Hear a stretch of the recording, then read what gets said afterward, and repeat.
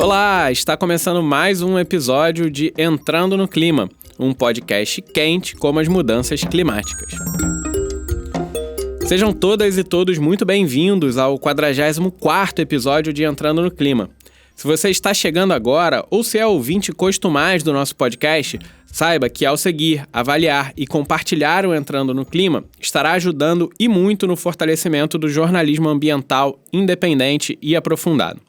Eu sou Márcio Zenzê, diretor de conteúdo do site O Eco, e estou aqui, como sempre, com a repórter especial Cristiane Przybyski. E aí, Cris, tudo bem? Oi, Márcio. Oi, ouvintes. Um prazer enorme estar aqui com você em mais este episódio. No episódio de hoje, vamos trazer um apanhado de notícias recentes, quase que uma linha do tempo acelerada, resumindo os acontecimentos e ações no âmbito da organização da COP30 e como estão se moldando os debates e negociações que ocorrerão no evento. No segundo bloco, começamos uma série que explorará os principais temas relacionados a mudanças climáticas. E já começamos bombásticos, hein? Falando sobre petróleo e os movimentos recentes do governo brasileiro para tentar avançar na exploração da chamada Bacia da Foz do Amazonas. A entrevistada de hoje é a Sueli Araújo, e o papo que a Cris teve com ela foi incrível. Ufa, Cris, muita coisa para hoje, hein? Por onde a gente começa essa jornada? Quais os principais acontecimentos e indícios dos caminhos que a COP30 está tomando? Márcio, ouvintes, então a nossa ideia hoje é trazer para vocês um pouquinho, como o Márcio falou, de um apanhado do que aconteceu desde janeiro até aqui. Bom, eu começo então com o anúncio do embaixador André Corrêa do Lago e da Ana Toni, que como líderes da COP30, que vai ser realizada em Belém do Pará em novembro próximo, como vocês sabem. Esse anúncio aconteceu no final de janeiro e o André Corrêa do Lago vai ser o presidente da conferência, enquanto a Ana Toni vai ser a diretora executiva e também acumula o cargo de CEO da COP30, né? Esse cargo diferentão para uma conferência do clima, mas ele existe. Então, a Ana Toni vai ser o braço direito do André Corrêa do Lago. E a indicação desses dois nomes foi bastante comemorada pela sociedade civil brasileira, porque, começando com o André Corrêa do Lago, ele é um diplomata com muita experiência em desenvolvimento sustentável, ele foi secretário de Clima, Energia e Meio Ambiente do Itamaraty, participa das conferências climáticas há muitos anos, inclusive foi negociador-chefe do Brasil para a mudança do clima na Conferência Rio+20. Já a Ana Toni, ela é secretária de mudança do clima do Ministério do Meio Ambiente, é economista e doutora em ciência política e está desempenhando esse papel aí de ajudar o André Corrêa do Lago a levar, né, a segurar a COP30 aqui no Brasil. E a gente fala, Márcio, ouvintes, que a COP30, ela já começou, na verdade, né? Porque várias ações, o governo brasileiro tem feito várias ações, diálogos, encontros, para fazer acontecer a Conferência do Clima e para que a gente tenha bons resultados nisso, né? Inclusive, em março, no dia 10 de março, o presidente da COP, que é o André Corrêa do Lago, ele publicou uma carta à comunidade internacional, foi a primeira carta, né? A primeira manifestação pública do presidente da COP, e esse documento sintetizou as prioridades do Brasil no comando da cúpula desse ano e também deu o tom da política que o país pretende seguir na condução do processo de negociação. É uma carta longa, ela tem 11 páginas, é bem bonita, assim, o discurso do Brasil ao longo desses meses, desses primeiros meses de 2025, tem sido muito conciliador, muito esperançoso, assim, vamos ver se o discurso, como que esse discurso vai se traduzir na prática, assim, né? E também, Márcio, no dia 2 de abril, o governo brasileiro anunciou o empresário Dan Iochep como campeão climático de alto nível da COP30, que é o Champion, esse nome estranhão, mas na verdade é como se fosse um paladino da conferência, é um defensor.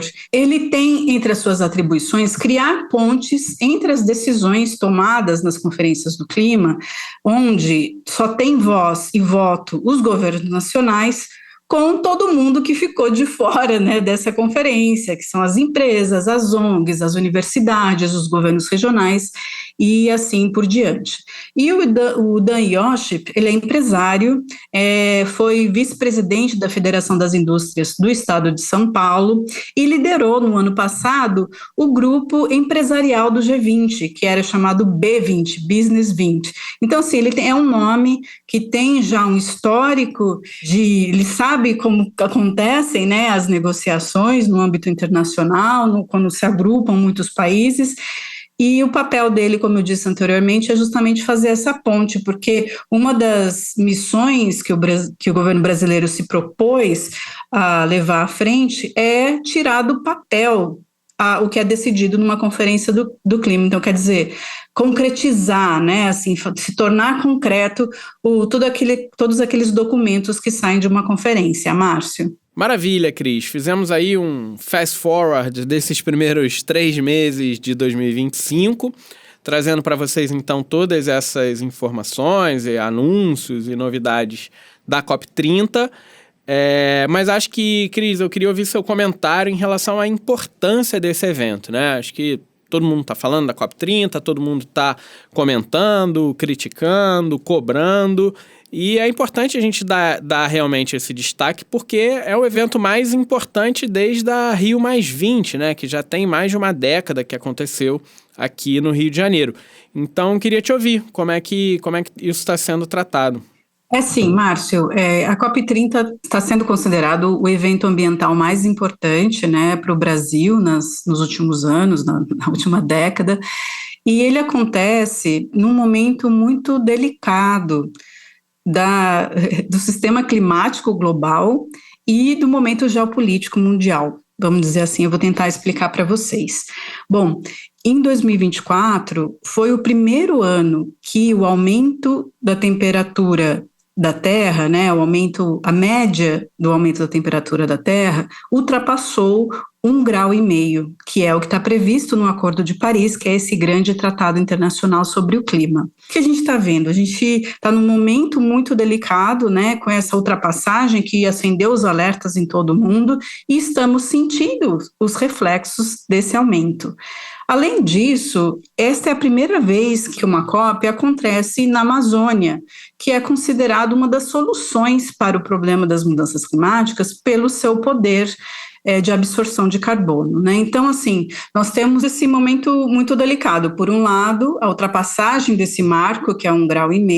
Por outro lado, uma conferência acontecendo num país que tem uma importância muito relevante para a luta climática global, mas também num contexto geopolítico muito delicado. Como a gente sabe, né, o Trump já anunciou a saída do Acordo de Paris, e os Estados Unidos são hoje o segundo maior emissor de gases de efeito estufa e o maior emissor histórico global. Então, óbvio que a saída dos Estados Unidos do acordo abalou, né, o sistema aí. E também o fato, não só sair do Acordo de Paris, porque o André Corrêa do Lago falou uma coisa muito interessante recentemente. Ele falou, não foram os Estados Unidos que saíram do Acordo de Paris, foi o governo americano. Isso, o que ele quis dizer é o seguinte: nos Estados Unidos, os estados americanos, eles têm muito mais autonomia para definir as suas leis.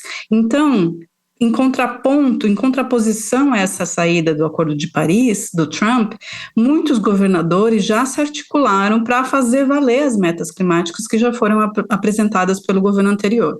Independente dessa mobilização dos estados e também de empresas americanas que estão tentando manter, né, 1,5 vivo, isso traz um abalo, né, não só na influência que os Estados Unidos têm no discurso, né, que pode influenciar outros países, mas também no financiamento, né, no corte de financiamento, né. Então, assim, uma situação geopolítica muito delicada, que é uma das bandeiras do André Corrêa do Lago, de fortalecer o multilateralismo, porque ele falou assim, né, recentemente, ele falou: um país saiu do Acordo de Paris, nós temos 196 países ainda trabalhando, né, pela realização, pela concretização do que foi decidido no Acordo de Paris. Então, vamos manter essa chama acesa. E a atuação do Brasil, Márcio e ouvintes, ela está alicerçada em 4 eixos, segundo André Corrêa do Lago, presidente da COP30. O primeiro é o mais tradicional, que são as negociações entre os representantes dos países membros da ONU. O segundo pilar, ele chamou de agenda de ação, que é justamente essa agenda que vai envolver o Champion, né, o DAN, que envolve as empresas, as universidades, os cientistas e outros atores da sociedade civil, e essa agenda de ação vai ser responsável, espera-se que seja responsável por conseguir tirar do papel o que for decidido no âmbito da convenção. A terceira dimensão da cúpula vai ser a reunião dos chefes de Estado, porque o Brasil, diante dessa dificuldade toda, né, e diante dos resultados da COP29, que a gente trouxe no episódio anterior, do Entrando no Clima, né, que foi aquém do que era esperado, então deixou muitas heranças para o Brasil, muitos problemas para o Brasil resolver, o governo brasileiro chamou os chefes de Estado, os presidentes, na verdade, os presidentes das outras COPs, para trabalhar conjuntamente para ver como é que a gente resolve esse problemão. O quarto pilar é uma inovação, que é uma agenda de mobilização pública, que é voltada à conscientização da população sobre o impacto das mudanças climáticas no dia a dia e sobre o papel de cada cidadão nesse esforço global. E também tem a inclusão dos indígenas, agora dos quilombolas. O André Corrêa do Lago tinha deixado de lado os quilombolas e os ribeirinhos da sua carta, né, daquela carta que eu mencionei, mas agora fez a sua meia-culpa, falou que vai inserir essas comunidades, né, essas populações também na discussão da criação da COP30. Então, assim, resumidamente, falei um montão de coisa aqui para dizer, a COP30, ela já está acontecendo, ela já está saindo do papel, por todas essas coisas que eu trouxe para vocês, e também por esses pilares de atuação que vão alicerçar o que serão os dias de negociação em novembro próximo. Mas, Márcio, eu queria fazer uma observação muito importante, que um dos maiores problemas das mudanças climáticas ainda não está no escopo de atuação do Brasil, que é a redução no uso de combustíveis fósseis. Esse é o grande elefante na sala, que o Brasil ainda não está encarando de frente para resolver o problema, mas esse é um tema que a gente vai deixar para o segundo bloco. Antes de passarmos para o segundo bloco, eu queria deixar uma recomendação para os nossos ouvintes, o podcast Afluente. O Afluente é um podcast de reportagens que mergulha nas complexidades da Amazônia, sempre conectando suas histórias com as pautas nacionais do Brasil. Com uma abordagem crítica e sensível, o projeto traz memórias, conflitos e reflexões da região, ouvindo cientistas, pesquisadores e moradores. Em um dos episódios mais recentes, Um Lugar Perigoso, o Bruno Tadeu Moraes e sua equipe falam sobre as favelas, ou invasões de Manaus, a segunda cidade do Brasil com maior percentual de habitantes vivendo nesse contexto. Em meio a igarapés poluídos, habitações improvisadas e vias precárias, o episódio discute o abandono estatal, os impactos do aquecimento global e o estigma da marginalização, revelando uma realidade amazônica que se assemelha a uma distopia. E isso tem tudo a ver com política climática, pois sabemos o espaço que a Amazônia ocupa nos debates e também pela proximidade desse grande evento que é a COP30, que acontece esse ano, né? Ouça o Afluente nos principais tocadores de áudio e acompanhe o projeto nas redes sociais para não perder os próximos episódios. A gente vai deixar os links aqui na descrição. Bom, vamos dar sequência, Cris, ao nosso episódio, chegando nesse segundo bloco, onde a gente vai encarar de frente esse elefante branco que está parado em nossa sala, os combustíveis fósseis. E para começar, Cris, eu queria repercutir para os nossos ouvintes e recomendar a leitura do especial Até a Última Gota, sobre a exploração de petróleo na Amazônia. O especial jornalístico foi realizado pelo InfoAmazônia, em parceria com a GK, O Público e Rutas del Conflito, e envolveu uma série de análises de dados, entrevistas e investigações em campo em 5 países da Panamazônia. Os dados revelados são impressionantes, pelo menos me impressionaram muito, e eu trouxe aqui alguns para citar para os nossos ouvintes e introduzir essa nossa conversa. Entre 2022 e 2024, quase um quinto das reservas de petróleo identificadas no mundo estavam na região amazônica, principalmente na costa do extremo norte da América do Sul, na Guiana e no Suriname. Não à toa, a Guiana tem sido chamada de Nova Dubai, uma referência à cidade dos Emirados Árabes Unidos, símbolo da prosperidade impulsionada pelo petróleo. Mas a Guiana é um país que ainda conta com impressionantes 90% do território coberto por floresta amazônica. Já na Amazônia brasileira, entre 1950 e 2023, foram realizadas 795 perfurações, em terra e no mar. Pelo menos 18 dessas perfurações ocorreram em 8 terras indígenas e 76 delas foram escavadas em unidades de conservação. Esses são só alguns dados, Cris, que eu queria trazer para destacar aqui, mas as reportagens do especial vão muito além e trazem um retrato alarmante da nova corrida pelo ouro negro, que está em curso na Amazônia, seja no Brasil, na Guiana, Colômbia, Peru, Equador ou qualquer dos nossos vizinhos da Panamazônia. Vale muito a leitura completa. Bom, Cris, feita essa introdução, eu queria que você falasse sobre a nossa convidada e entrevistada, a Sueli Araújo. Márcio, ouvintes, a gente entrevistou para esse episódio a Sueli Araújo, que é urbanista, advogada, doutora em ciência pública, é ex-presidente do IBAMA e hoje é coordenadora de políticas públicas do Observatório do Clima. E a gente podia trazer pessoa melhor para essa discussão, porque a Sueli ela esteve muito à frente das tratativas do IBAMA, né, na tentativa anterior do governo de explorar petróleo na foz do Amazonas.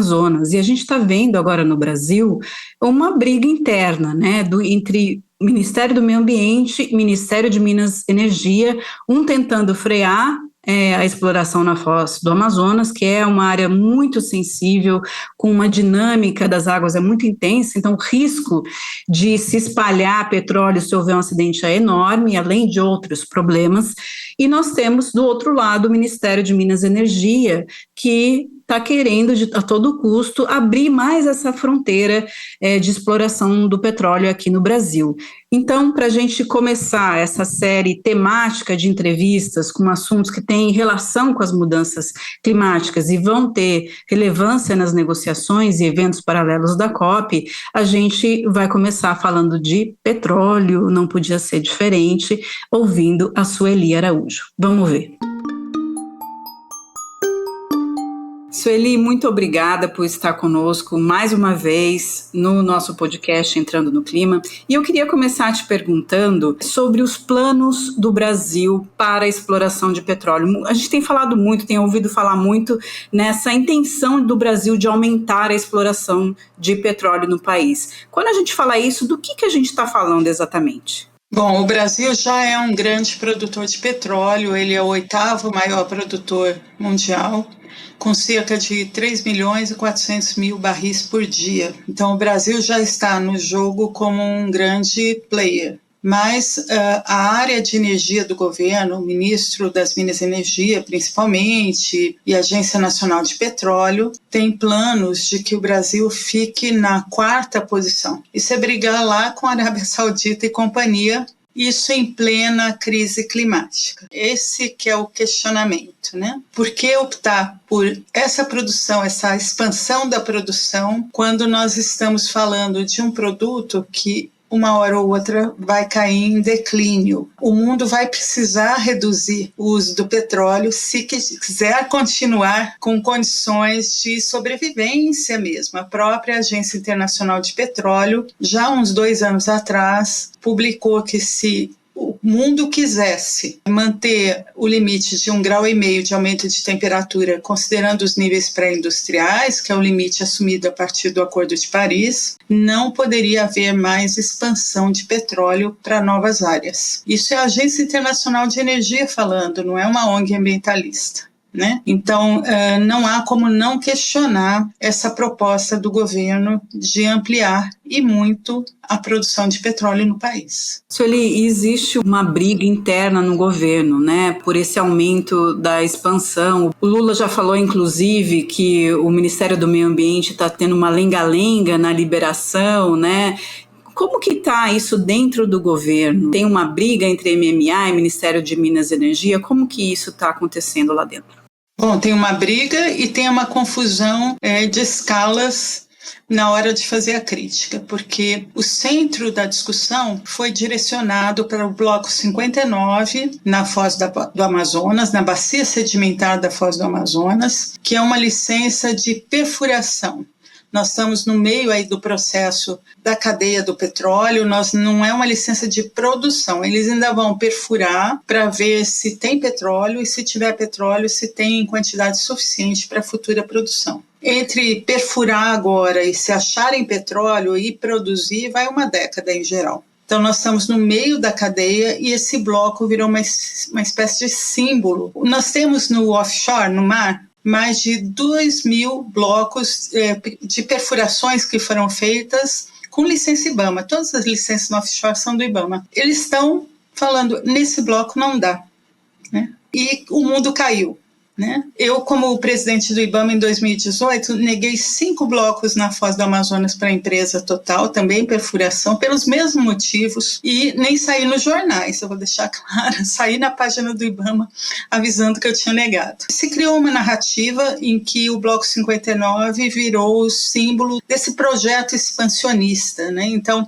é o bloco na bacia sedimentar da Foz que está com licenciamento mais adiantado, e se eles conseguirem essa licença, o IBAMA provavelmente terá muita dificuldade em negar os futuros licenciamentos. Só no leilão da ANP de 17 de junho agora, tem 47 blocos a mais na Foz do Amazonas. Eles estão estudando mais de 100 na mesma bacia sedimentar. É uma grande aposta de que tem bastante petróleo na bacia sedimentar da Foz do Amazonas, e o bloco 59 virou a porteira, virou o que obteria a licença de perfuração mais cedo, né? É essa a questão. Então, quando se trata do licenciamento lá do bloco 59, o que o IBAMA está debatendo é se a Petrobras tem condições de agir em caso de acidentes, porque mesmo sendo só perfuração, não é ainda a produção, nas condições que aquele local tem, há risco de acidente sim. É uma área com correntes fortíssimas, muito mais fortes do que a Petrobras está acostumada a trabalhar nos outros locais da nossa costa, e a Petrobras não mostrou até agora real capacidade de gerenciamento em caso de acidentes. Hoje estão debatendo a questão dos animais oleados, um centro para isso lá em Oiapoque, mas tudo isso faz parte do gerenciamento de acidentes. É o que pegou quando eu neguei as licenças da empresa Total e é o que está pegando agora,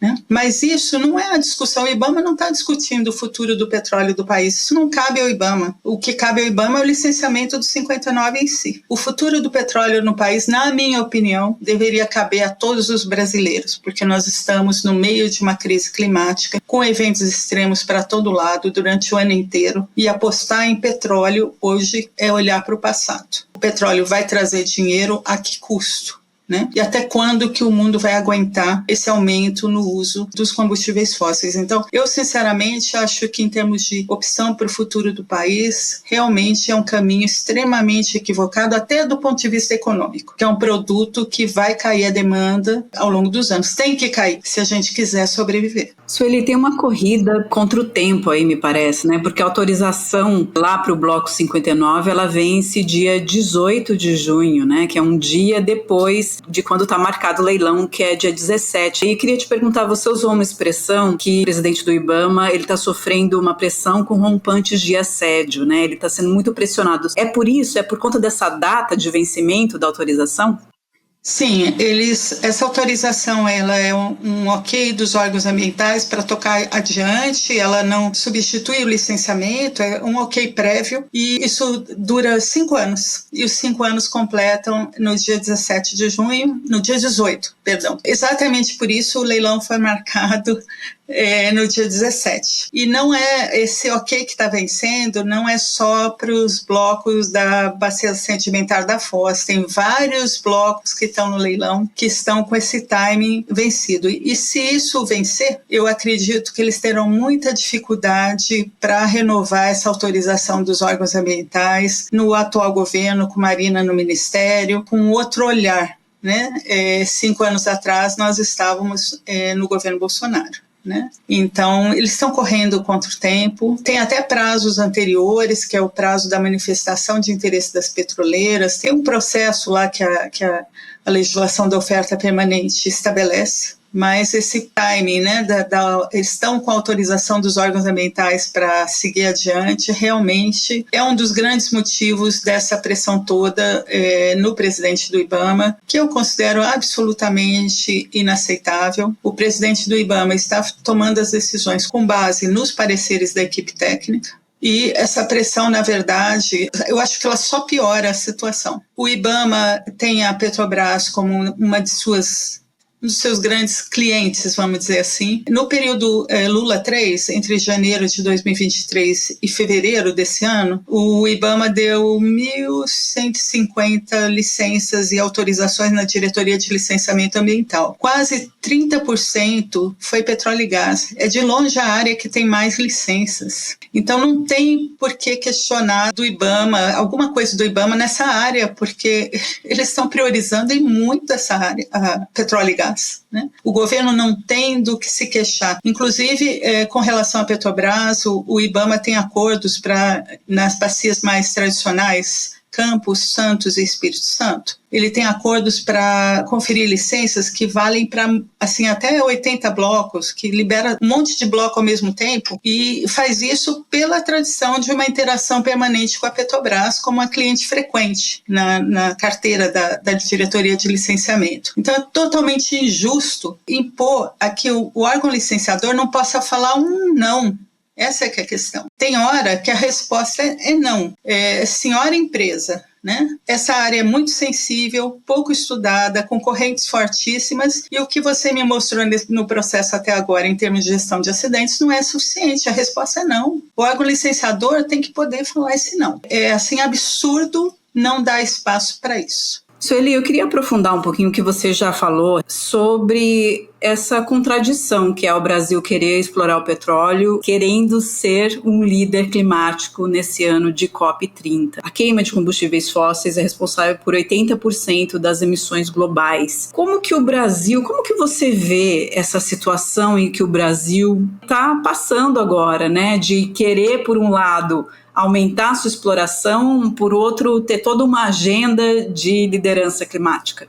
Bom, eu acho os dois papéis realmente incompatíveis, né? De um mega produtor de petróleo e, ao mesmo tempo, um líder climático que quer que os outros países o sigam pelo exemplo, né? E nosso exemplo não está bom.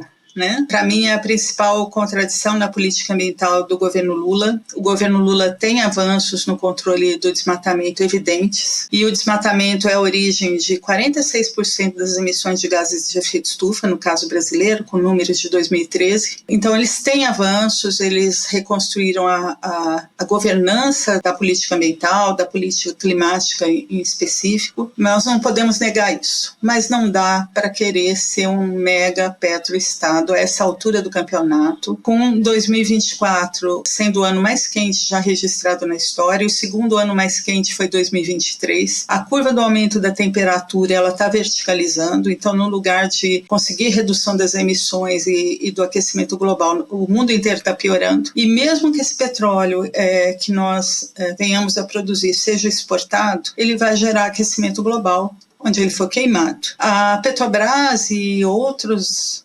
autoridades do governo costumam falar que eles têm bons resultados em termos de emissões de petróleo. Na verdade, eles estão falando da planta de produção em si, que representa menos de 20% das emissões. Entre a produção e o transporte, isso dá menos de 20%. Combustíveis fósseis, eles emitem na queima. E esse petróleo que vai ser exportado, ele vai ser queimado em algum lugar. Não vai contar nas emissões brasileiras diretamente, mas vai contar em algum país. Né? E eles falam muito em demanda interna, mas o Brasil não precisa de petróleo para sua demanda interna. Hoje, metade do que nós produzimos de petróleo é exportado. O petróleo já é o principal produto na nossa pauta de exportações, superou ano passado a soja. E o que eles querem é crescer, eles querem dinheiro.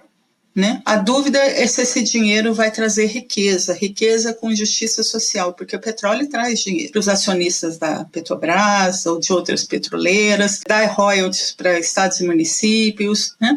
Agora vão regulamentar, depois de anos, o fundo social do pré-sal, depois de anos sem regulamentação. Tomara que o dinheiro vá para as destinações corretas, mas isso não tem resolvido a vida dos estados e municípios que são produtores tradicionais, que estão na nossa costa. Há municípios que recebem, sim, royalties elevados, mas você vai ver os indicadores sociais, muitas vezes são indicadores muito problemáticos. Então, petróleo traz dinheiro, mas ele é altamente concentrador de renda. É essa riqueza que o país quer. Quem que realmente vai ganhar? Porque o dano, a poluição difusa, o aquecimento global, esse dano ele vai para todo mundo. Quem que vai botar esse dinheiro no bolso, né? É esse o futuro que a gente quer para o país? Essa discussão que eu acho que deveria ser feita de forma muito clara com a população. Essa ilusão, né? Essa ilusão que já foi nos passada na época da descoberta do pré-sal, o quanto realmente o país melhorou de indicadores sociais a partir do petróleo, porque grande produtor nós já somos. É esse o caminho? Para mim é um caminho com olhar para trás. É um caminho para piorar uma situação de crise climática que já ultrapassou todos os limites possíveis. Em 2024, nós já tivemos, em média, 1,55 graus centígrados de aumento de temperatura, considerando os níveis pré-industriais. Nós já ultrapassamos o limite do Acordo de Paris, que é até o fim dos tempos. Nós temos que voltar atrás para diminuir, para voltar para baixo de 1,5 graus, né? E nós estamos querendo contribuir para essa crise não ter solução.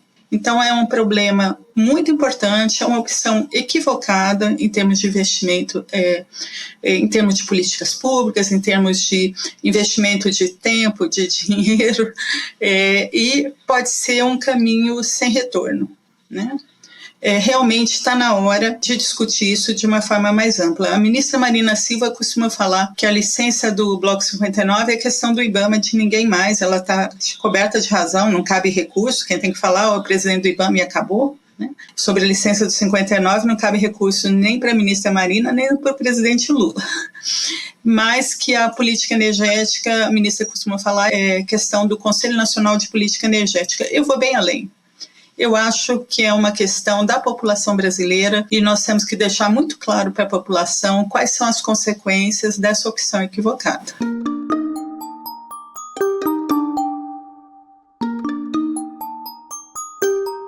Esse podcast é uma realização do site O Eco de Jornalismo Ambiental. Se você gosta do nosso trabalho, considere nos apoiar em catarse.me/oeco. Para acompanhar toda a nossa cobertura sobre a COP30, acesse oeco.org.br/COP30. Todos os links vão estar aqui na descrição. Eu, Márcio Zenzê, sou responsável pela coordenação do podcast. A Cristiane Prisibischi é a diretora criativa e produtora. Juntos, nós assinamos a apresentação e roteiro dos episódios. Quem faz a assistência de produção do projeto é o Vinícius Nunes.